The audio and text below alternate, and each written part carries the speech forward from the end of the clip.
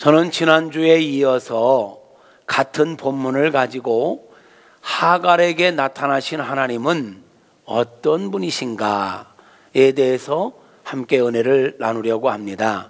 같은 본문 속에 하나님은 어떤 분인가 찾아왔어요. 그랬더니 하나님은 어떤 분이시냐면 약한 자를 긍휼히 여기시는 분이시더라고요. 하나님이 어떤 분이시라고요? 네, 하나님은요 약한 자를 긍휼히 여기시는 분이세요. 우리 예수님께서도 공생의 기간 동안 이 땅에 계시는 동안에 보면 약한 자들에게 늘 관심을 가지셨고요, 약한 자들을 찾아가셨고요, 약한 자들이 부르짖을 때, 약한 자들이 주님을 찾을 때 한 번도 외면한 적이 없어요. 아무리 바빠도 약함 가운데 있는 이들이 다윗의 자손 예수여 나를 불쌍히 여기소서 하며 외칠 때, 주님을 만나고자 할 때, 주님을 찾을 때 가던 길을 멈추고 그들을 쳐다보고 그들이 무엇을 원하는지를 보시고 그들이 가지고 있는 문제를 해결해 주셨습니다. 지금도 마찬가지입니다. 저와 여러분이 믿는 하나님은 어떤 분이냐면 약한 자들을 긍휼히 여기시는 분이십니다. 약한 자를 찾아오시는 분이십니다. 약한 자들의 부르짖음에 귀를 기울여 주시는 분이십니다. 할렐루야. 왜 약한 자의 부르짖음을 외면하지 않으실까요? 평균적으로 보면요, 인간이 세상적으로 약함 가운데 있다, 어떤 고통 가운데 있다, 어떤 아픔 가운데 있다, 어떤 문제 가운데 있다, 이때는 사람들의 마음 상태가 지푸라기라도 잡고 싶은 심정이기 때문에 복음에 대하여, 하나님에 대하여 열린 마음을 갖게 됩니다. 그때는 주님이 찾아오셔서 우리에게 손 내밀 때 대부분이 거절하지 않고 그 손을 붙잡고 하나님의 은혜 안으로 들어오게 됩니다. 그런 관점에서 볼 때 인간의 약함은, 인간의 고난은, 인간이 가지고 있는 문제는 인간적으로는 아픔이고 고난이지만 영적으로 보면 최고의 기회가 되는 것입니다. 인생이 보면 세상적으로 약하지 않고요, 고난이 없을 때, 소위 말해서 형통한 삶을 살고 있다고 할 그때는요, 사람들이 마음이 교만해져 있어요. 마음이 높아져 있어요. 그래서 하나님 좋지 뭐, 그렇지만 나는 지금 하나님 없이도 잘 살고 있잖아, 하나님 없이도 나는 잘 살 수 있어, 이럴 때거든요. 이럴 때는요 하나님의 은혜를 받지 못합니다. 하나님이 그들을 긍휼히 여기시지를 않습니다. 성경은 교만한 자는 하나님이 대적하신다 했어요. 교만함은 하나님과 원수가 된다 했어요. 하나님은 겸손한 자를 찾으십니다. 심령이 가난한 자들을 찾으시고 그들을 만나주시고 그들의 문제를 해결해 주시는 것입니다. 사랑하는 성도 여러분, 혹시 지금 여러분의 마음이 높아져 있지는 않은지요?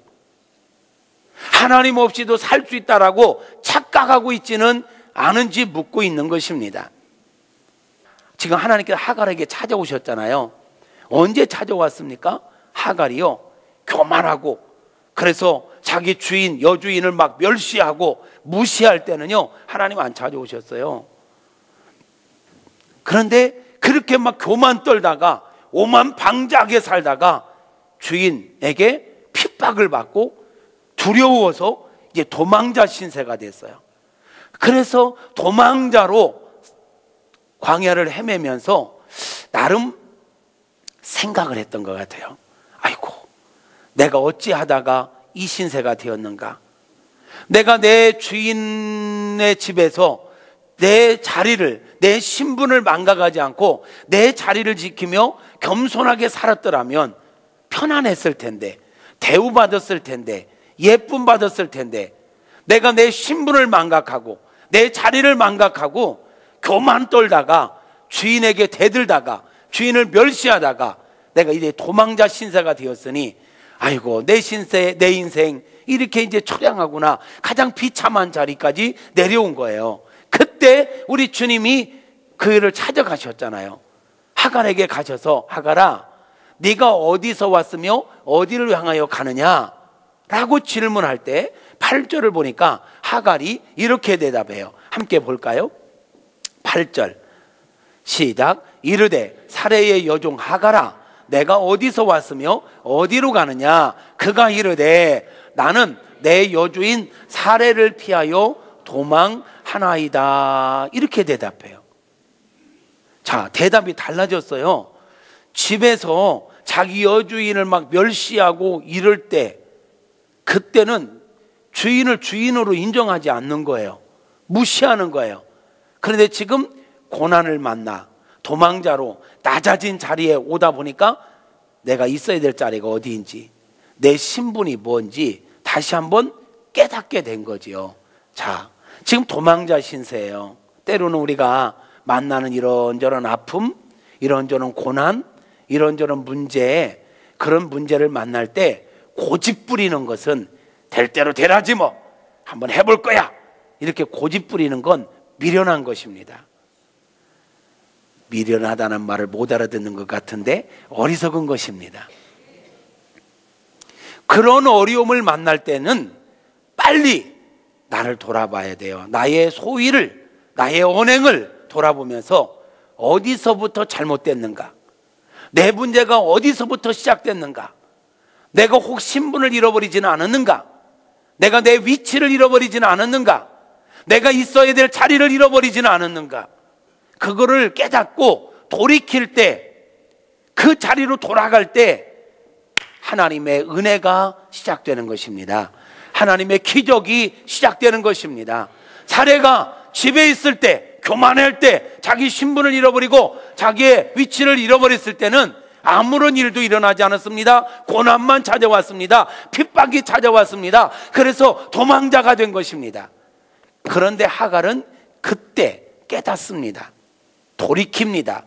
내 신분이 무엇인지, 내가 있어야 될 자리가 무엇인지를 깨닫습니다.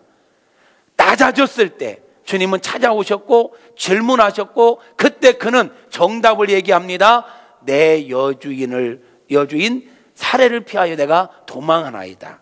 그때 하나님은 한마디 하십니다. 내 여주인에게로 돌아가서 그 수하에 복종해라. 그러면 고난이 끝난다. 사랑하는 성도 여러분, 우리 하나님은 우리가 낮아진 자리에서 나의 신분을 돌아보면서 회개하고 부르짖을 때 그 부르짖음을 외면하지 않고 응답하시는 분이십니다.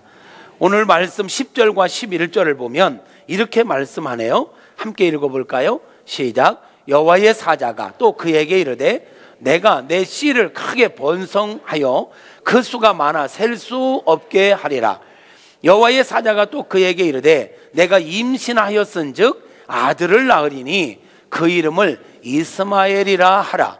이는 여호와께서 내 고통을 들으셨음이니라. 아멘. 여러분, 지금 하갈에게 있어서 이보다 더 큰 위로가 있을까요? 하갈은 지금 내가 잠시 잠깐 교만 떨다가 자리를 이탈해서 나도 내 자녀도 미래가 완전히 끝난 것 같은 상황 가운데 주님이 찾아오셔서 내가 네 씨를 크게 번성하게 해줄 거야, 이 말씀 하실 때 얼마나 위로가 됐을까요? 얼마나 좋았을까요? 얼마나 감사했을까요? 여러분, 우리가 문제 가운데서, 어려운 가운데서 내가 어디서부터 문제가 시작됐는지를 깨닫고 돌이킬 때 하나님은 나의 염려거리를, 걱정거리를 다 제하여 주시는 줄로 믿습니다. 그렇습니다. 하나님은 우리를 감찰하시는 분이십니다. 그리고 우리에게 찾아오셔서 원위치 하라고 질문을 던져주십니다. 직접적으로 너 지금 뭐 하는 거야? 야단칠 수도 있지만 우리가 스스로 깨닫고 돌이키도록 기회를 주십니다. 네가 어디로부터 와서 어디를 향하여 가고 있니? 너 지금 뭐 하니? 그 문제를 지적하기보다는 스스로가 깨닫고 돌이키기를 원하셔요. 돌이킬 때 우리의 염려, 우리의 걱정거리를 다 해소하시고 회복시켜 주시는 분인 줄로 믿습니다. 근데 그 12절에 보니까 네가 낳을 자는 아들이다, 아들.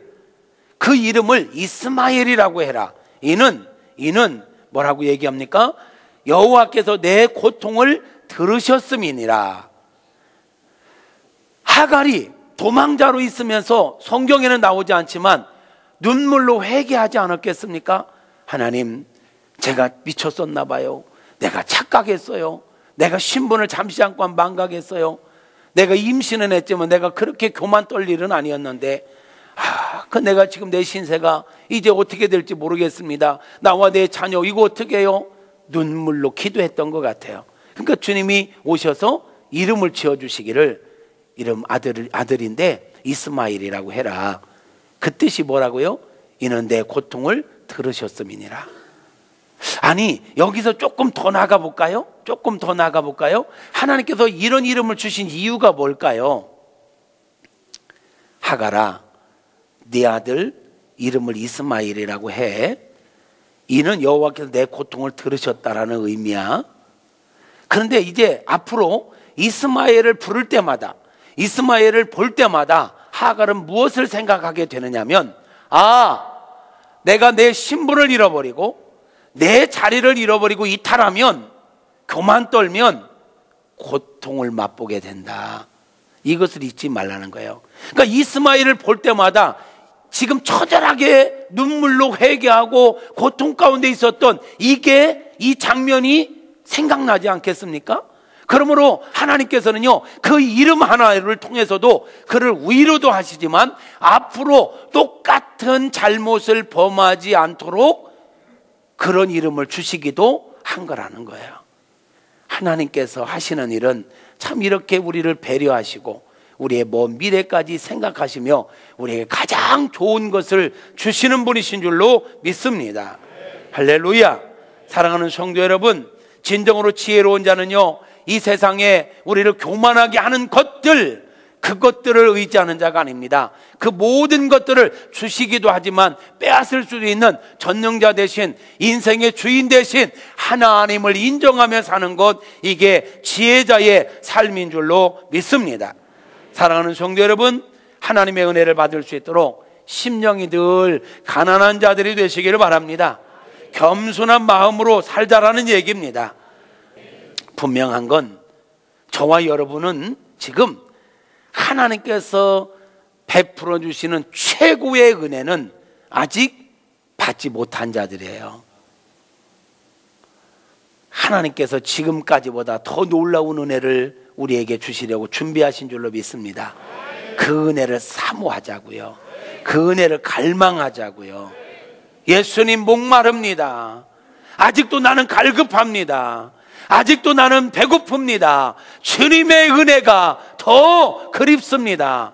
이런 마음이, 이런 사모함이, 이런 겸손함이 저와 여러분 안에 있게 되어지기를 주님의 이름으로 축복합니다. 하나 더 보겠습니다. 오늘 본문에 나타난 하나님은 어떤 분이신가? 저와 여러분의 먼 미래를 정확하게 알고 계시는 분이십니다. 하나님 어떤 분이시라고요? 사람들의 먼 미래를 정확하게 알고 계시는 분. 네, 우리 11절과 12절 말씀을 한번 보겠습니다. 시작. 여호와의 사자가 또 그에게 이르되 내가 임신하였은즉 아들을 낳으리니 그 이름을 이스마엘이라 하라. 이는 여호와께서 내 고통을 들으셨음이니라. 그가 사람 중에 들나귀 같이 되리니 그의 손이 모든 사람을 치겠고 모든 사람의 손이 그를 칠지며 그가 모든 형제와 대항해서 살리라 하니라. 여러분, 지금 하갈이 아이를 낳은 것도 아닙니다. 아이가 태어난 것도 아닙니다. 그냥 태중에 있을 뿐입니다. 근데 하나님께서는 그가 아들인 것을 아셨고 그의 이름은 이스마엘이라고 지으라고 하셨고, 그리고는 12절에서 보니까 그가 태어나서 앞으로 어떤 인생을 살아가게 될지, 어떤 삶을 살아가게 될지 정확하게 말씀하십니다. 네 아들 태어날 텐데 그는 내가 보니까 그 기질과 할 짓이 어떠냐면 들나귀처럼 살 것 같다. 들나귀처럼, 사나운 들나귀처럼 누구에게도 길들여지지 않고 그냥 계속 부딪히면서 들나귀처럼 살 거다.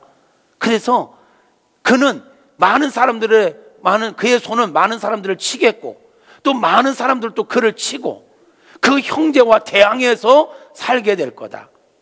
여러분 보십시오. 역사를 보시라고요. 이 말씀이 어떻게 이루어지고 있는지. 이스마엘의 후예들, 아랍권에 있는 이들. 근데 지금 이스마엘 후예들은요, 안정되게 산 적이 없습니다. 계속 충돌합니다. 계속 부딪힙니다. 그 형제와 대항하여 살리라. 그 형제가 누구요? 이삭. 이스마엘은 이삭이 어릴 때도 괴롭혔던 사람이에요. 근데 지금까지도 이스마엘의 후예들과 이삭의 후예들은 어떻게 하고 있습니까? 계속 초긴장 상태 속에서 계속 부딪히고 있습니다. 지금도 예루살렘에 가면 한 도시 안에 이스마엘의 후예들과 이삭의 후예들이 같이 공존합니다. 보이지 않는 영역을 세워놓고 여기는 팔레스타인인들, 여기는 이삭의 후예들, 이들이 공존해 살면서 막 그냥 총 쏘고 막 계속 이렇게 하고 있지 않습니까?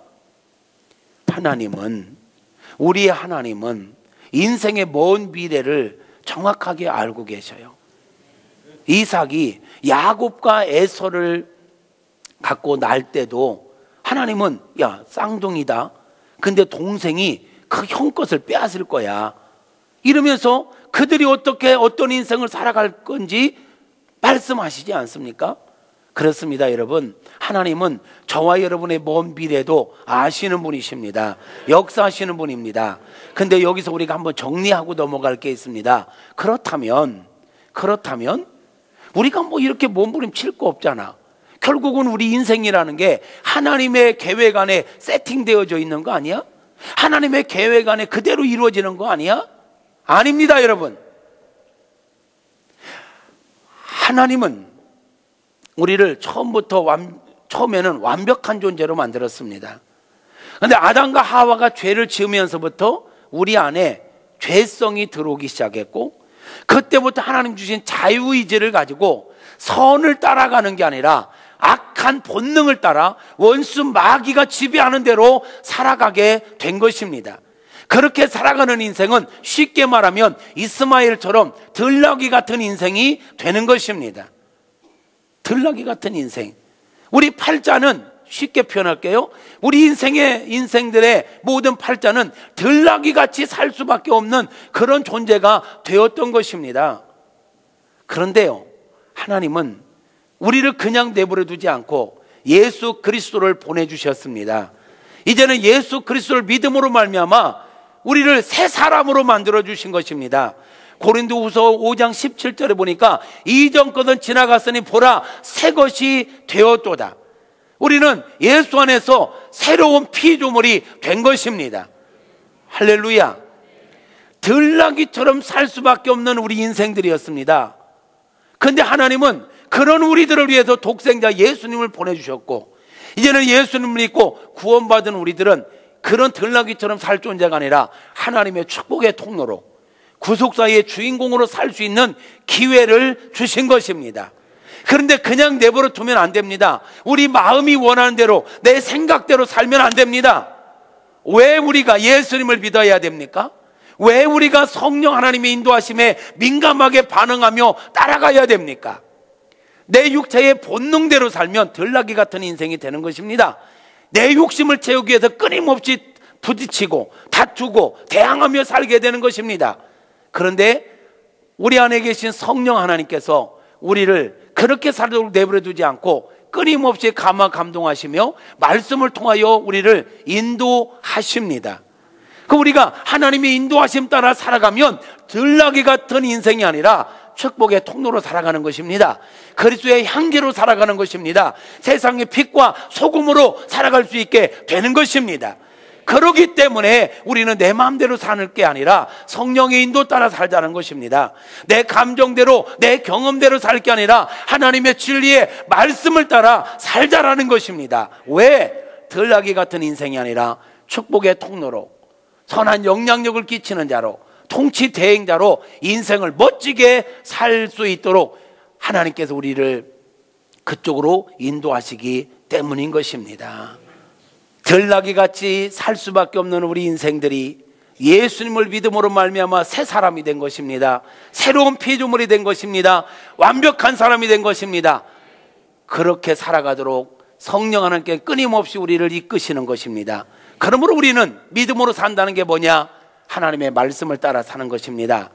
하나님의 인도하심에 민감하게 반응하며 사는 것입니다. 그렇게 살아갈 때 꿈같은 일이 일어나는 것입니다. 이전에 알지 못했던 놀라운 일들이 우리에게 일어나게 되는 것입니다. 말씀을 정리합니다. 사랑하는 성도 여러분, 하나님은 약한 자를 긍휼히 여기십니다. 심령이 가난한 자를 긍휼히 여기신다는 얘기입니다. 때로는 은혜 받을 만한 그릇을 준비시키기 위하여 높아진 마음을 낮추기도 하십니다. 여러분, 생각지 않은 어려움을 만나셨습니까? 우리가 만나는 고난은 때로 하나님께서 우리를 부르시는 또 다른 표현이기도 합니다. 세상 것만 바라보고 세상 것만 추구하고 정신없이 살면서 하나님을 잃어버리고 살아가는 우리들을 하나님께서는 그대로 놔두시질 않습니다. 왜? 그대로 살면 들나귀 같이 살다가 영원한 지옥 형벌을 받을 수밖에 없기 때문입니다. 그럴 때면 하나님께서 여지없이 우리에게 찾아오셔서 너 어디로 가니? 너 뭐하니? 그거 아니잖아. 나를 좀 봐라. 나하고 이야기 좀 하자. 학교에서 학생들이 선생님께서 앞에서 공부를 가르치시는데 막 떠들고 막 이러면 선생님께서 주목! 나 쳐다봐! 이렇게 하시잖아요. 고난이라는 것은 하나님께서 정신없이 살아가는 우리들에게 찾아오셔서 주목! 너 지금 뭐 하는 거야? 그렇게 분주하게만 살지 말고 나를 쳐다봐. 내 말을 좀 들어. 내 손 잡고 나와 함께 가자. 이 표현을 또 다른 표현으로 고난이라는 문제를 우리에게 찾아오셨다라는 거예요. 그대로 두면 안 되니까 높아진 마음을 낮추고 굽어진 마음을 곧게 펴고 낮아진 마음을 높여주시기 위해서 우리에게 고난을 주시기도 하고 우리에게 말씀을 주시기도 한 것입니다. 그래서 이런 말이 있는 거예요. 하나님께서 우리를 죄 가운데 빠져 살지 않도록 우리에게 때로는 고난을 허락하신다. 그래서 고난은 알고 보면 선물이다. 육체의 질병, 재정적인 어려움, 사람들과의 관계의 어려움. 여러분, 혹시 지금 여러분이 이런 문제 가운데 있습니까? 육체적으로 많이 아프십니까? 여러분, 경제적으로 많이 어렵습니까? 사람들과의 갈등 때문에 살맛이 안 납니까? 기회가 되시기를 바랍니다. 하나님을 만나는 기회가 되시기를 바랍니다. 여러분 인생을 역전시킬 수 있는 축복의 씨앗이 되기를 주님의 이름으로 축복합니다. 여러분이 만나는 그 고난 때문에 기도한다면 분명히 그 고난은 축복의 씨앗일 것입니다. 여러분이 그 문제 때문에, 그 아픔 때문에, 그 어려움 때문에 하나님 앞에 무릎 꿇고 하나님의 은혜를 사모하는 겸손한 자가 된다면 분명히 여러분의 고난은 고난으로 끝나지 않고 더 놀라운 은혜의 세계로 여러분을 안내하는 축복의 징검다리가 될 것입니다. 고난을 고난으로 끝내지 마십시오. 고난이 왔습니까? 하나님은 고난당하는 자를 외면하지 않습니다. 지금이 하나님 만날 수 있는 기회입니다. 하나님께서 여러분을 찾아가 주시길 바랍니다. 여러분을 만나 주시길 바랍니다. 여러분을 그 모든 고난으로부터 건져 주시기를 축복합니다. 모든 질병으로부터 자유케 주시기를 바라고, 재정적 어려움으로부터 해방시켜 주시기를 바라고, 모든 관계가 새롭게 되어지도록 은혜 베풀어 주시기를 축복합니다. 고난을 기회로 만들어가는 지혜가 있기를 축복합니다. 할렐루야.